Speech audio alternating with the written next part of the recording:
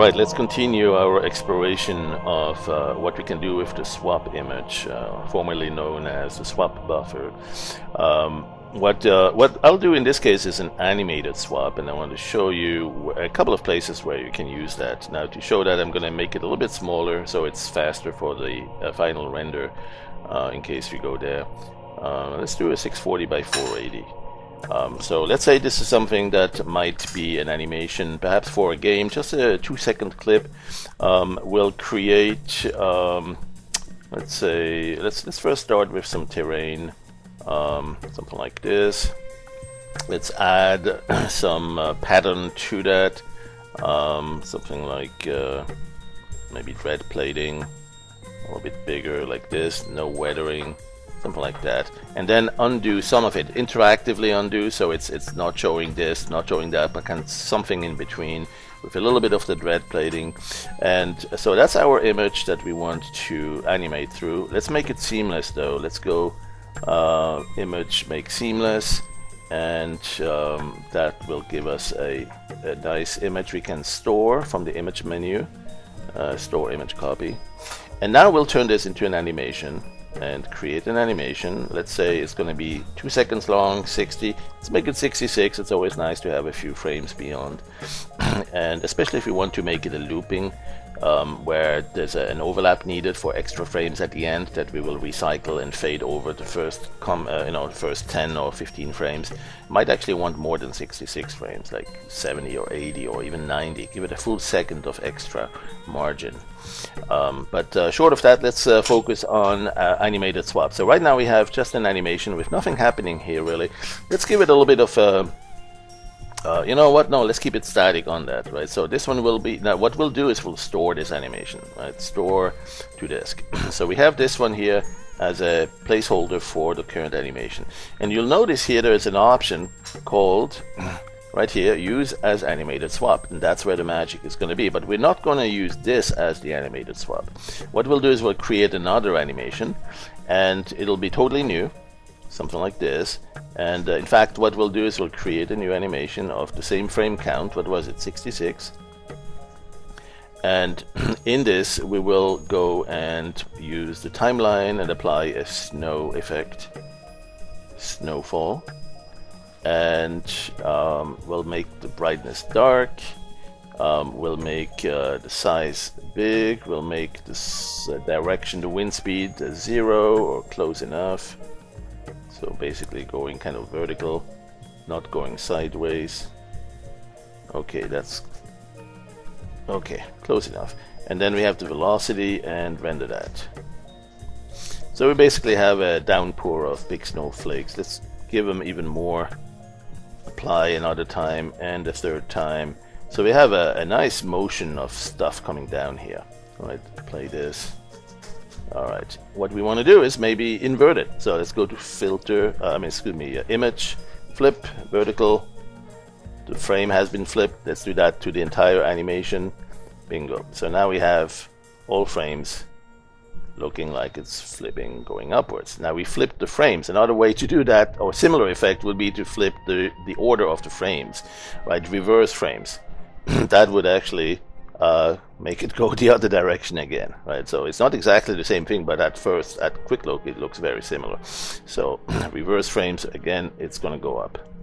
All right, so that's the animation I want to use, and I want to frame that or store that. Let's go store animation. There you go. So the trick now is that we have two animations. We have this one here. I'm going to reload this guy. So click that and put that in there. This animation doesn't do much, but it could be an animation itself as well.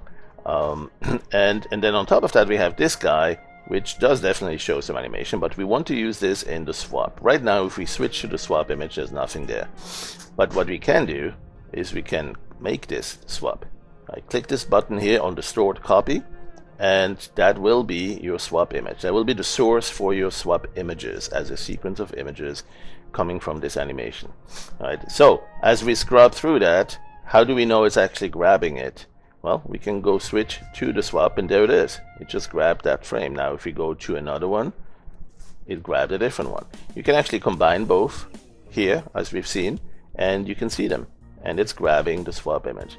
So whatever tools we use that uses the swap can grab an animated swap and use that for animated displacement, for instance, right? So if, for instance, we go and use the filter here for displace by swap, maybe the pool displays or just the regular displays here, we can say how much displacement we want. There you go, but apply that to the animation. Each frame is going to be displaced by whatever lands in whatever is in the swap image. That is not the same image every time. It's coming from here. And so the animation itself, the displacement itself, is going to be animated. And this is a great effect if you want to make it look like you look, let's say you're viewing a scene, but you want to make it look like you're viewing it through a window and there's heavy downpour of rain on the window. Of course, we need to make it go down, not up. Let's see, reverse frames. There you go. So now it looks like it's raining heavily on that with that displacement. Now there's other things we can do. Let's go and click this. And oh, actually, no, I wanted to store that. So let me reapply that. So a similar filter. Perhaps this time we'll use displace by swap. Let's do the color twirl displace. Another interesting displacement effect here. Let's use this one. Animate that. There. That one's a little bit more time consuming to calculate, so it'll take a little bit take more time. It'll be slower. Let's go this time. Flip the images. Flip vertical. The entire animation. And this time, let's not forget, we want to store this. So we store another copy of this. So we have now 3 stored animations. We've got this one. We can store this, we can restore that, there it is. We have this one with the displacement applied. Let's play this quickly. Alright, so what I want to do is show you 2 more things. One is the main image is static, but the swap image is animated. Right? This one is still flagged as the animated swap, and I'm going to use this in one of the 3D terrain tools, like for instance the 3D Designer. Right? Now, so in 3D Designer, the elevation map comes from the main image, right? So we see this main image. We can adjust the amount of elevation. We can change the amount of pre-filtering. We can also change the anti-aliasing level for the final render. But most importantly, we can adjust maybe some shadows. Let's do some soft shadows for light source number 1 here, and make that light source come in a particular direction. Let's say low and far away, a little bit brighter, so we get some nice shadows. But also the second light, which doesn't cast a shadow, but we could place at the top for a nice top view blue light, or whatever the background color should represent. If we want that to be sunset red, let's make it so, and then we'll just make this light source kind of a similar sunset red, and we get this reddish tint there. All right, so that's the idea. And when we look at, well, what's the coloring on this, that's coming from the swap image if we want to, right? There's a choice here. We can look at the color source for the terrain is the object color itself, and that's this one here. The object color could be, let's say, a bluish tint, something like this, and then the terrain has a overall bluish tint. But it could be from the image itself. So since there is an elevation map that changes in brightness, that also changes the coloration now. Low levels will be dark, bright levels will be high. And then on top of that, it could be actually from the swap image. So now we have a swap image coming from this animation. What's going to happen if we render this as an animation, it's going to animate through the swap image as well. So you see these bubbles, these dark spots coming from here? They will be moving across that. And that's something that you can use to create some really interesting effects, such as looking at the ocean floor with some caustic wave patterns that are ripples from the surface above, with the light being refracted or reflected to the bottom.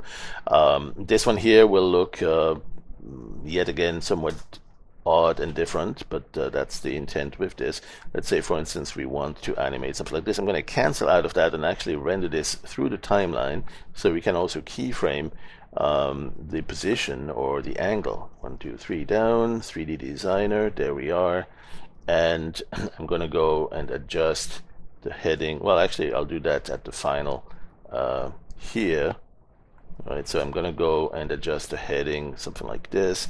Right button to zoom out a little bit, and keyframe. And then just as you scrub through that, you see that the coloration is coming from the animated swap image. All right, so I'm going to go to the last frame here and zoom in a little bit, and also change my angle and maybe move it up a tiny little bit, something like that. Okay, so now we have the position, the camera changing, but we also have the coloration changing coming from the swap image. Apply that, and it's now doing your final render across that. So here's a classical example where you have two animations combined together. You have an animation on the main image that's serving as an elevation map or a height map in the 3D designer, but the 3D designer is also pulling the coloration on that terrain from the swap image. And because we flagged that to come from this stored copy, we have a animated coloration. And so here we go, one example of combining animated swap image sequence, animated swap with animated main image. So that's one place. Let's go restore this, and this one is still good. What I'll do is I'll go to another place, and that's in PuppyRay. This time I'll use the CPU version, and we'll see that even in the CPU version we should be able to see the coloration. We can tell here there's some dark spots here, right? So it's taking the coloration from the swap image.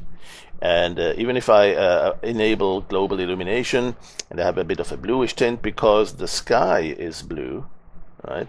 If I change the sky to the reddish, then we have a reddish tint, kind of a desert look. I'm going to reduce the pre-filter to 0, show more details, stop the interpolation.